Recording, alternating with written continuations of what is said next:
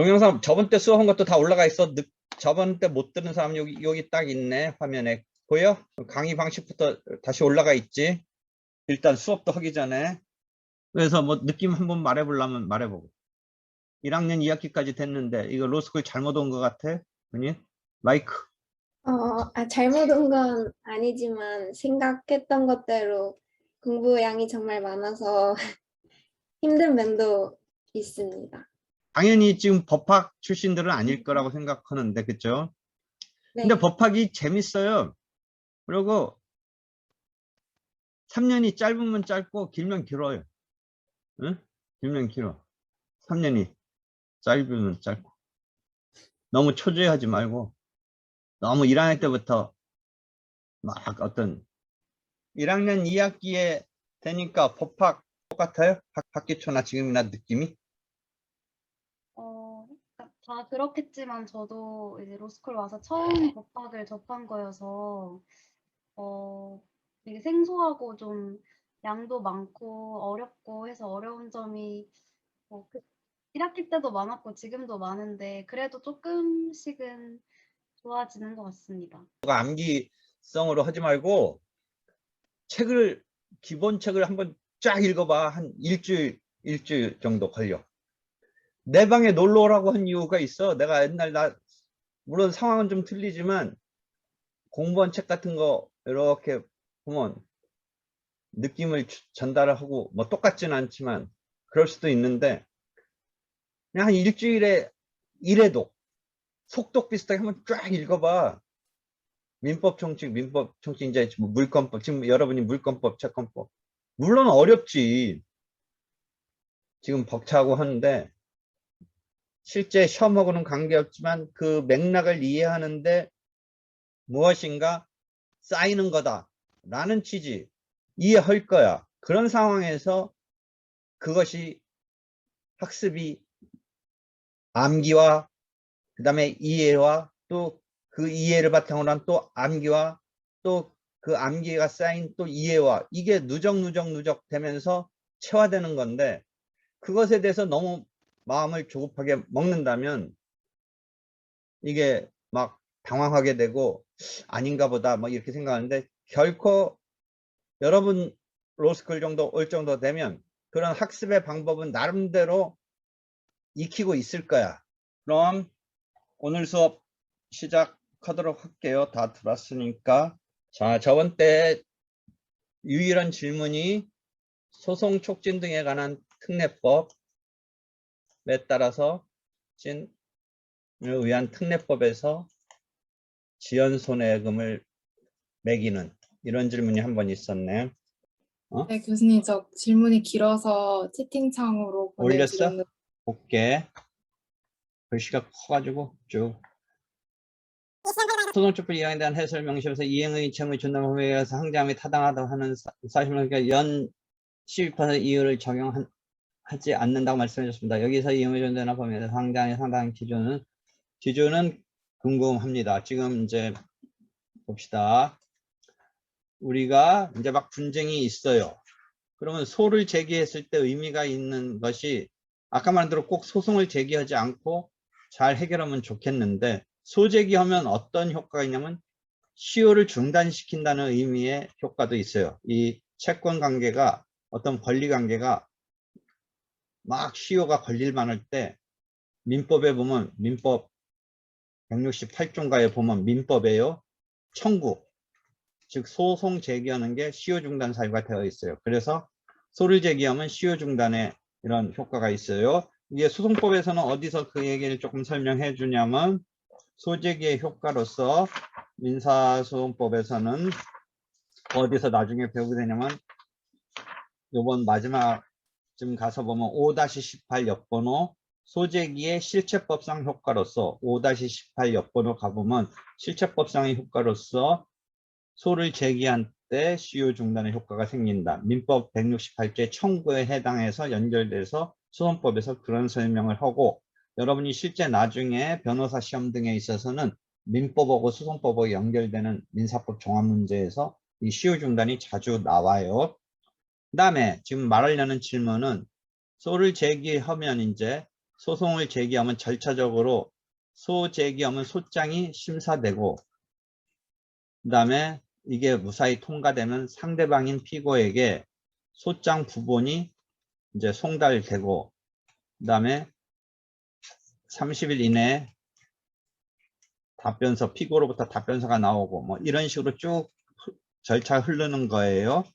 그러니까 소를 제기하면 곧바로 소송이 막 재판이 열리는 건 아니고 재판장이 소장을 심사하고 이런 자세한 내용은 이제 동영상에 다 있죠. 그다음에 심사를 통과하면 여기서 통과 못하면 보정이라는 개념도 있고 막 좀 더 수정하고 바꾸고 수정하고 정정하고 잘 챙겨보고 하는 보정이 있고 그것이 필요 보정 같은 게 없이 나름대로 잘 완벽하게 됐다든지 또는 보정에 따라서 보정을 하면 그 소장이 부본이 하나 피고에게 송달되죠.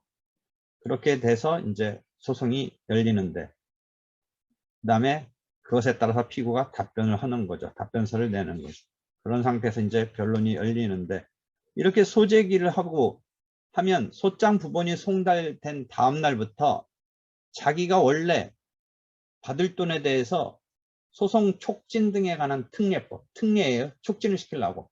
이율이 과거 그 2018년은 15%에서 12%로 줄었는데 그전에는 또 20% 막 이상으로 되다가 조금씩 실제 시중금리보다 너무 높기 때문에 이것에 대해서 이제 합리적으로 조금씩 줄여서 12%로 된 거예요, 현재.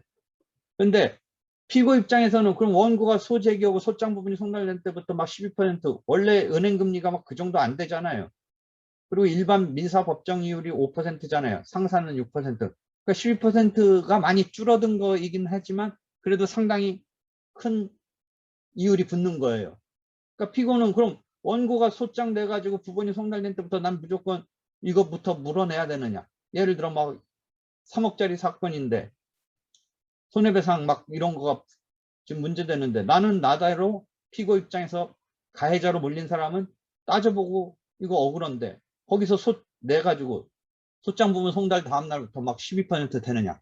물론 최종적으로 원고가 청구가 기각돼서 원고가 치면 원래 줄 돈이 없으니까 이유를 붙는다는 게 의미가 없죠.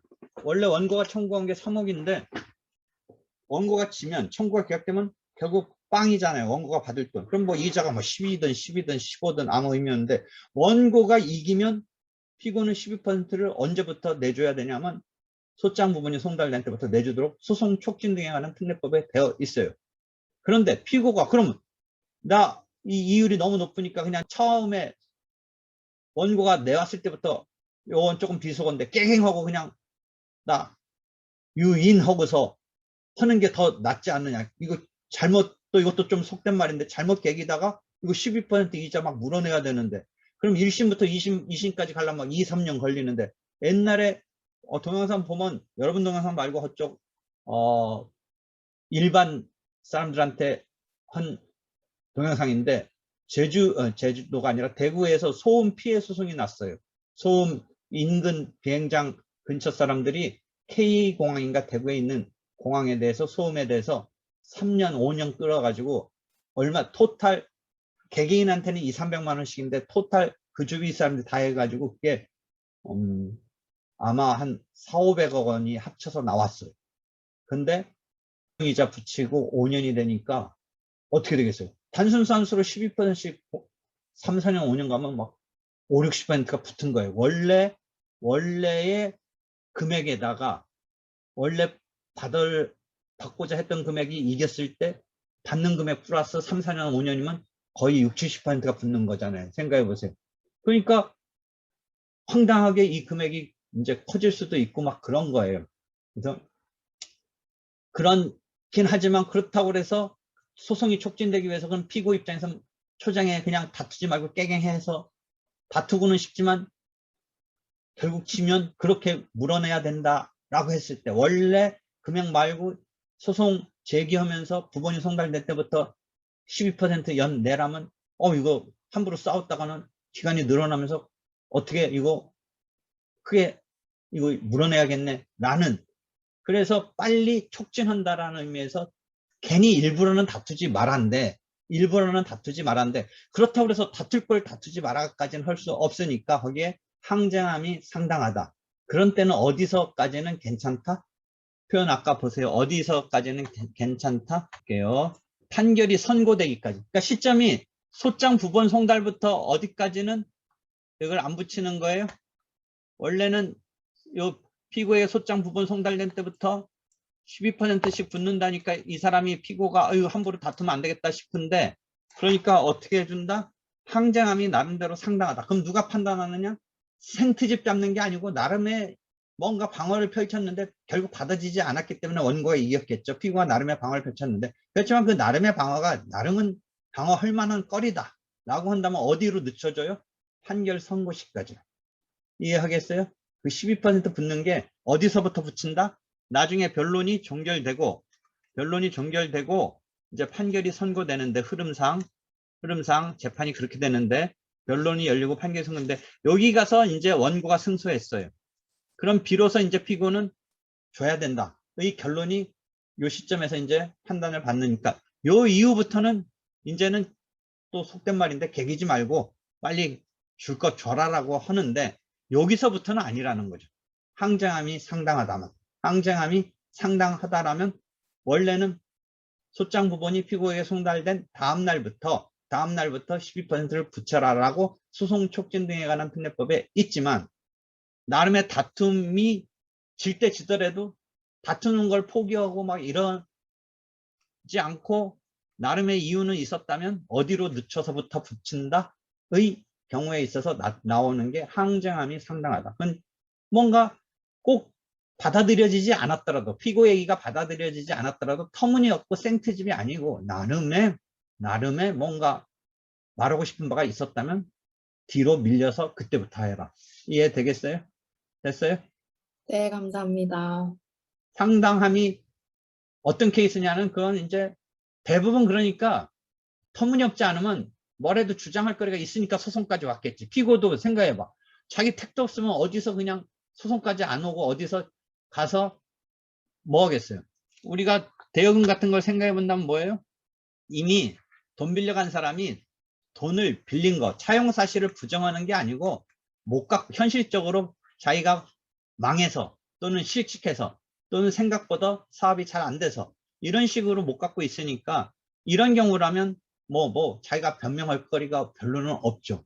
그렇지만 소송까지 오게 됐을 때는 피고도 나름대로 원고한테, 즉 채권자한테 채무자가 뭐라고 채권자의 얘기에 대해서 완벽하게 오케이를 안 하니까 채권자인 그 사람이 원고가 돼서 채무자를 상대로 소송을 냈죠. 그러니까 피고도 나름의 할 말은 있는 거죠. 있겠죠. 있으니까 소송 오지. 피고가 나름대로 채무자가 할 말이 없으면 굳이 막 이 어려운 절차를, 물론 이제 우리나라 사람은 어떻게든 뭐 소송 제기하고 막 그러긴 하는 성향이 좀 많거나 높은 성향인데, 하여튼 다시 이야기해 본다면 피고가 별 다툴 게 없으면 원고 입장에서 소송을 굳이 하지 않아도 되는 것인데, 뭔가 피고가 다투니까, 즉 판결 절차는 뭐예요? 권리 의무를 확정하는데, 이 권리 의무를 확정하기 위한 뭔가의 필요성이 있어서 원고가 낸 거고, 피고도 원고가 그런 필요성이 있다면 피고도 나름대로 자기 변명이나 자기 주장이 있는 거고, 그렇다면 항쟁함이 상당하니까 소송에 왔을 때, 그렇다면 그 소송 촉진 등에 관한 특례법에 있어서 높은 이유를 붙여서 소송을 촉진하려는 것을 조금 뒤로 빼준다. 이해 되겠어요? 네, 됐고, 또 질문. 이제 금리에 따라서 10%면 상당히 높잖아요. 그래서 많이 떨어진 거예요. 15%, 처음에 25%였어요. 그래서 여러분이 헌법재판 부분서 과거에 보면 25% 정도였던 게 너무 센 거 아니냐, 뭐 그런 헌법재판 걸린 그 헌법재판에서 그런 것도 있었어요. 벌써 15년 전, 20년 전 가까이. 많이 15, 12로 떨어진 거예요. 되겠죠?